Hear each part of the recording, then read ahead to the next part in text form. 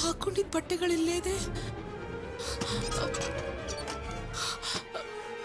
ರಮೇಶ, ರಮೇಶ! ಅಯ್ಯೋ, ಏನಮ್ಮ? ರೇಷ್ಮೆ ಸೀರೆ ಕಾಣಿಸ್ತಿಲ್ಲ ಕಣೋ. ರಾಣಿ ಹಾಕೊಂಡಿದ್ದ ಬಟ್ಟೆಗಳು ಇಲ್ಲೇ ಬಿದ್ದಿವೆ. ಇಬ್ರು ಡ್ರೆಸ್ ಮಾಡ್ಕೊಂಡು ಎಲ್ಲೋ ಹೋಗವ್ರೆ ಕಣೋ. ಯಾಕೆ ಗಾಬರಿ ಆಗ್ತೀಯಾ? ಇಬ್ರು ದೇವಸ್ಥಾನಕ್ಕೆ ಹೋಗಿರ್ಬೋದು. ಇಲ್ಲ ಕಣಯ್ಯ, ನನಗೇನೋ ಆಗೈತೆ ಅಂತ ಅನಿಸ್ತೈತೆ.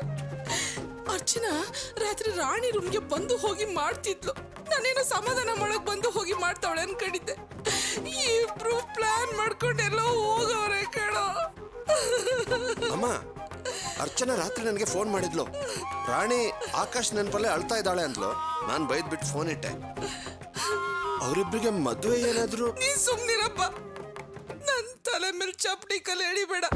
ಈಗ ಏನೋ ಮಾಡೋದು? ಹಂಗೇನಾದ್ರು ಆದ್ರೆ ಬೆಳಕ್ ಕರೆದ್ರೆ ಗಂಡಿನ ಮನೆ ಕಡೆಯವ್ರು ಬರ್ತಾರೆ. ಅವ್ರಿಗೆ ಏನಂತ ಹೇಳಿ? ಅಮ್ಮ, ಅವಸರ ಪಡಬೇಡಿ. ನಾವೀಗ ಯಾವ ನಿರ್ಧಾರನೂ ತಗೊಳ್ಳೋದು ಬೇಡ. ಮೊದಲು ಅವರಿಬ್ಬರನ್ನ ಹುಡುಕ್ಬೇಕು, ಆಮೇಲೆ ಏನ್ ಮಾಡೋದು ಅಂತ ಯೋಚನೆ ಮಾಡೋಣ. ಏನಪ್ಪ ಮಾಡ್ಲಿ?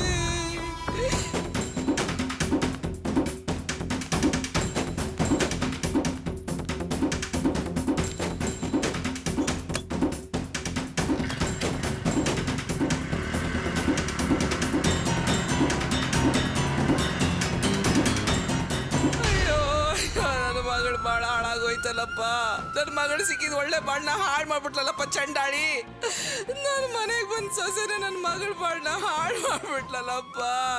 ಎಲ್ಲಿಗೆ ಹೋದ್ರು ಎಲ್ಲಿ ಕರ್ಕೊಂಡು ಅನ್ನೋ ಗೊತ್ತಿಲ್ವಲ್ಲ.